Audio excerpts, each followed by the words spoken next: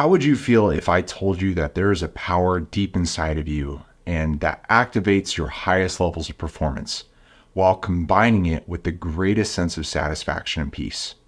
And that all you had to do to gain this power was just knowing how to unlock it, or rather just how to accept it. Because the truth is that you were born with this power, and it's something that you can access at any time. And this book, Stillness is the Key, provides a simple 3-part framework that shows you how to not only access that power, but use it to achieve lasting success in the most important parts of your life. So today, I just want to go over how you can actually unlock this power and use the strength that comes from this concept of stillness. So what is stillness? Stillness is quite simply a combination of the ability to execute at a high level in a deep work or flow state format, while also combining that with an emotional satisfaction and contentment that often takes the form of peace or self-fulfillment and quite naturally emanates from us. And when you run those two states together,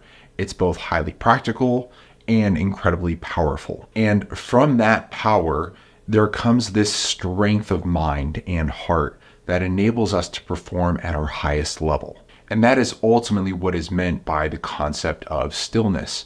And what Ryan's whole premise is that this power and this strength of stillness is the key to unlocking our ultimate levels of performance. And those principles are constantly found throughout this book. It's the reason that I read it 7 times in the last 12 months. And over the last year, what I've basically found is that these principles can be distilled into 2 major categories of truth. The first one is the fact that this discipline of stillness, this exercise of stillness, is really found within 2 balancing or almost competing, but in a synergistic way, methods of execution. The first one is our inner game, the internal truths and principles that we operate by. And then the second one is our outer game, the actions, the habits, the practices that we engage in on a daily basis that help to enable and strengthen that inner game.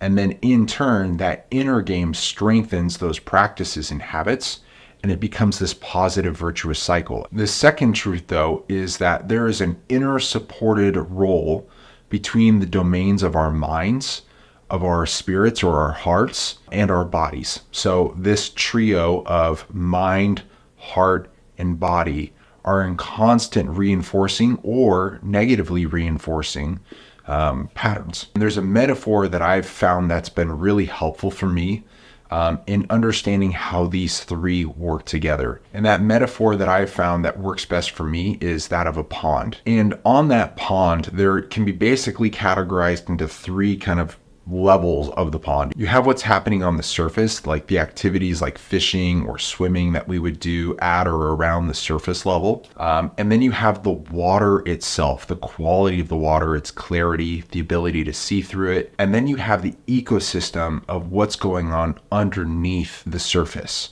right? The fish, the algae, the rocks, the plants, anything that's going on below that surface level.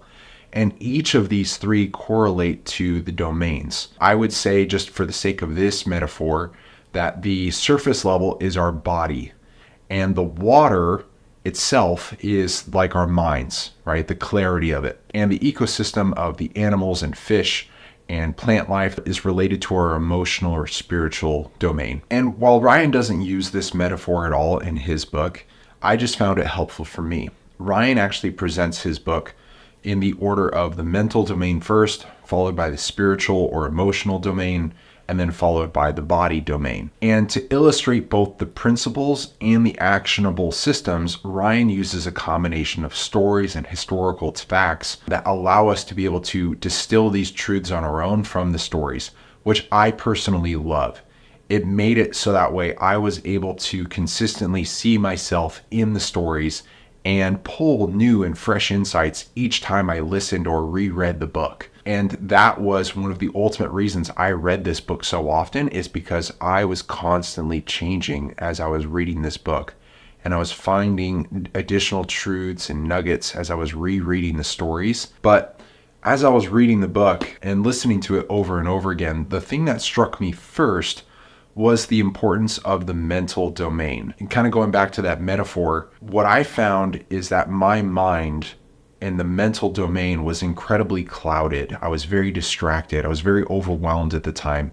I was in a lot of stressful circumstances when I first picked up this book. I had a couple of brand new puppies that I absolutely love and adore, but were driving me up the wall. I was starting a job that I had done before, but with a new company. And I had just moved from Salt Lake City to Phoenix, Arizona. And so all of that combined to create a really kind of chaotic environment. And that was just also a reflection of my inner turmoil as well, because I was struggling with a lot of things in my head in terms of how to perform, all these expectations that I was attached to, and kind of circumstances that I needed to rise to the occasion of, and just demands on my time. I was looking to start a business while also balancing that with this new job.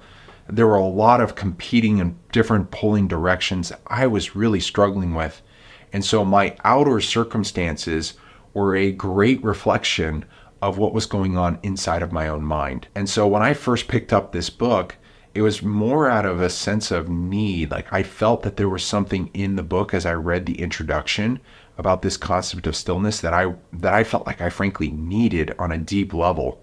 And as I got into the weeds with it, I needed a way to be able to sort through that and to kind of clear out the pond so that way I could see clearly and discern between what I needed to be doing and what was important versus what was merely urgent and what would eventually take care of itself. And so those were some of the first things that I noticed as I was going through the book, is that the pond of my mind was incredibly muddy and dirty and distracted, and I just couldn't make sense of it. And as I engaged in the practices of journaling, especially journaling, and combining that with some of my prior practices of meditation and going on walks, it really helped me to clear the pond and start to see what was the cause of everything that was causing the muddiness, that was causing the distractions.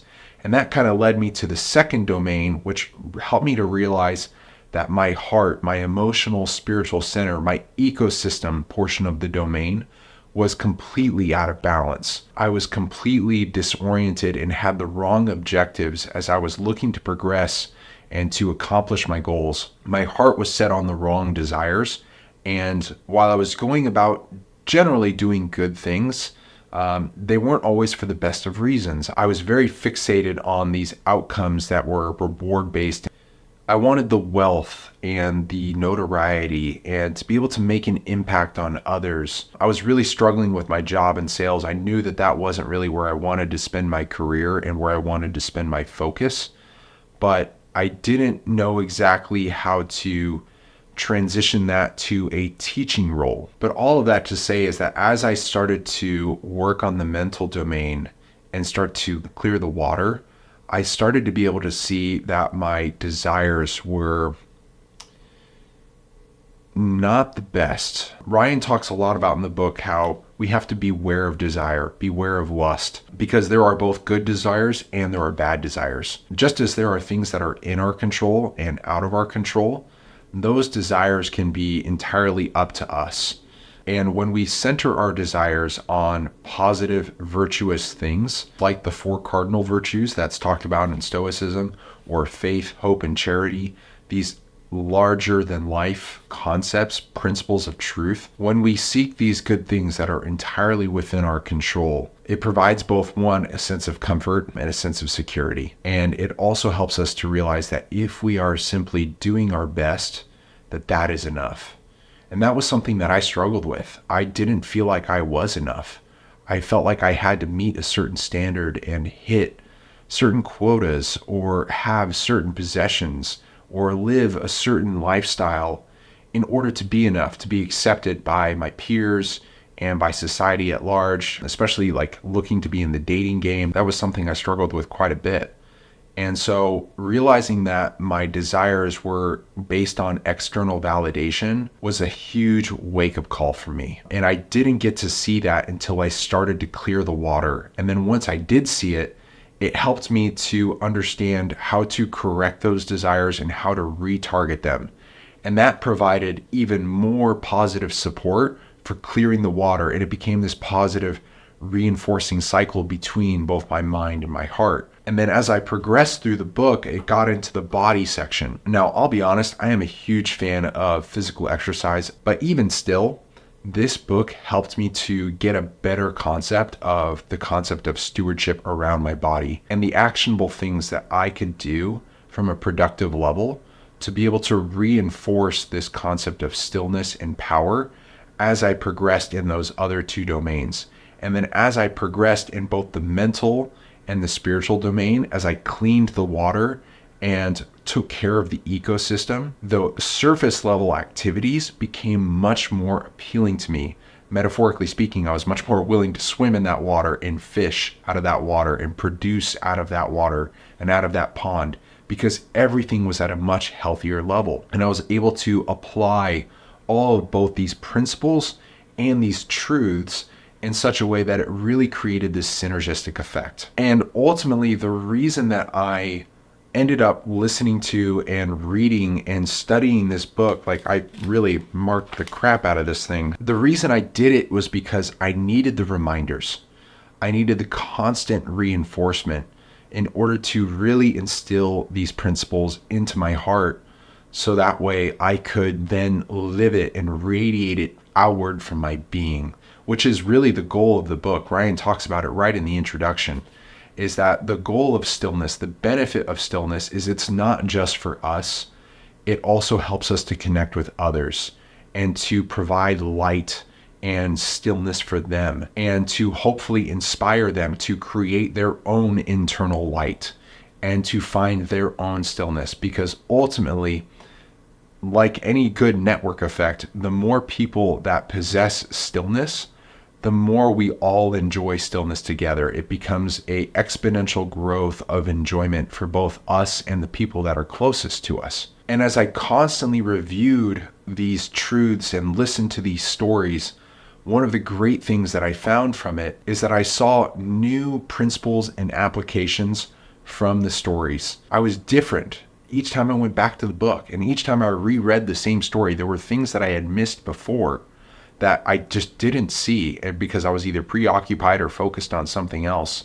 But then coming back to it again, I had adjusted and changed, even if it was just a little bit, and I was noticing new things. And that created this positive reinforcing cycle. And that provided so much capacity for me to perform at work, but also to make connections with my friends and to evaluate the direction of my life and to understand what I wanted to do with my life. That meant, and that did so much for me. And if that sounds like a good idea for you, I know Ryan's doing a huge sale on Amazon with the book right now. I'll drop a link to it in the description. So if that sounds helpful, just feel free to pick up a copy. But the thing that I want to drive home the most about this concept of stillness, and the reason I touched base on it and I went back to it over and over again, is that there was this power that came from this sense of stillness, that came from being able to balance this inner game of truth combined with this actionable set of principles that I could really take action on a day-to-day basis. And that made it possible for me to both execute from a place of peace. This concept of stillness really enabled me to both perform well at work, but then also to find the inspiration to be doing this here on YouTube right now, and to begin to transition towards something that is a little bit more aligned with who I see myself in the future. And so if this has been helpful for you, I hope it is. Feel free to like and subscribe. I'm here to help. And so I hope this video has been helpful. Again, stillness is the key. Ryan Holiday, couldn't recommend it enough.